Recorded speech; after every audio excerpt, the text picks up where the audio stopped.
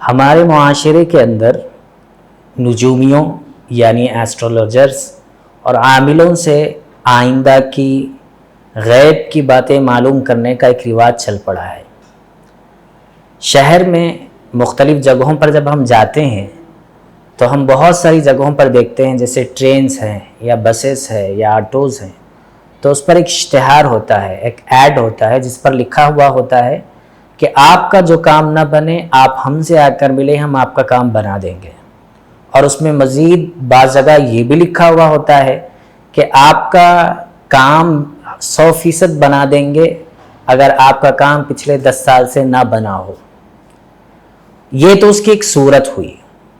اسی طریقے سے بعض جگہوں پر آپ نے دیکھا ہوگا شہروں میں کہ روڈ کے کناروں پر لوگ طوطے کا پنجرا لے کر بیٹھتے ہیں،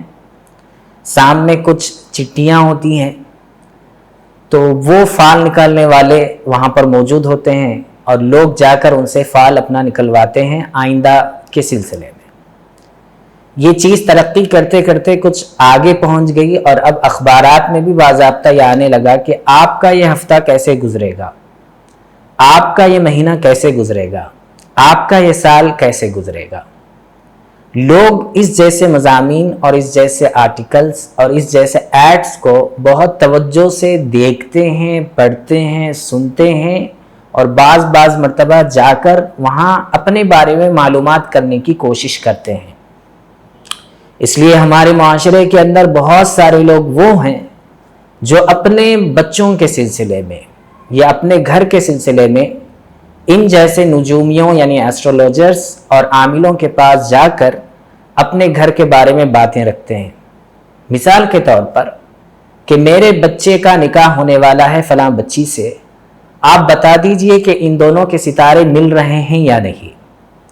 اسی طریقے سے بعض لوگ جا کر یہ پوچھتے ہیں کہ میں دکان شروع کرنے والا ہوں، میری یہ دکان فلاں جگہ پر ہے، یہ دکان صحیح طور پر چل پائے گی یا نہیں۔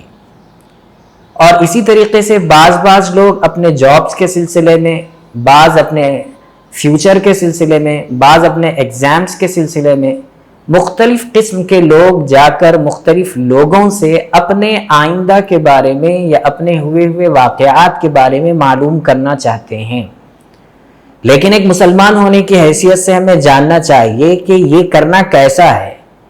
اور اس طرح کی باتیں معلوم کرنا کیسا ہے۔ تو چلیے ہم جانتے ہیں شریعت اس سلسلے میں کیا کہتی ہے۔ مسند احمد کی روایت ہے جس میں نبی کریم صلی اللہ علیہ وسلم نے فرمایا کہ جو شخص کسی کاہن یعنی غیب کی باتیں بتانے والا یا کسی عامل کے پاس آئے اور اس سے کچھ چیزیں اپنے بارے میں پوچھے اور وہ جو باتیں بتاتا ہو اس پر یقین کرے، تو ایسے صورت میں اس شخص نے شریعت کا انکار کیا۔ مسند احمد حدیث نمبر 9567۔ اسی طریقے سے آپ صلی اللہ علیہ وسلم نے ایک اور روایت میں ارشاد فرمایا مسلم شریف کی کہ جو شخص کسی کاہن کے پاس یا کسی عامل کے پاس یا کسی ایسٹرولوجرز کے پاس جا کر اپنے آئندہ کے بارے میں باتیں معلوم کی تو ایسے شخص کی 40 راتوں کی نمازیں قبول نہیں ہوں گی۔ مسلم شریف حدیث نمبر 5957۔ اس سے ہمیں معلوم ہوا کہ غیب کی خبریں معلوم کرنا یا آئندہ کے بارے میں کچھ جاننا عاملوں سے، نجومیوں سے، فال نکالنے والوں سے شریعت کی نظر میں، اسلام کی نگاہ میں بہت ہی برا عمل ہے، اور ایسا شخص غیر محسوس طریقے سے اسلام کا انکار کر رہا ہے اور اسلام کے دائرے سے نکل رہا ہے۔ یہ تو شریعت کی بات تھی، لیکن ایک عقلی بات یہ بھی ہے اس میں، اور یہ سوال ہے ہمارا کہ جن لوگوں نے یہ دعویٰ کیا کہ ہم آپ کا سب کچھ صحیح بنا دیں گے، ہم ان سے سوال کرتے ہیں کہ جو شخص کسی کا سب کچھ بنا سکتا ہو تو وہ اپنا سب کچھ کیوں نہیں بنا رہا ہے اور وہ دوسروں کے سلسلے میں کیوں فکر مند ہے؟ فال نکالنے والا شخص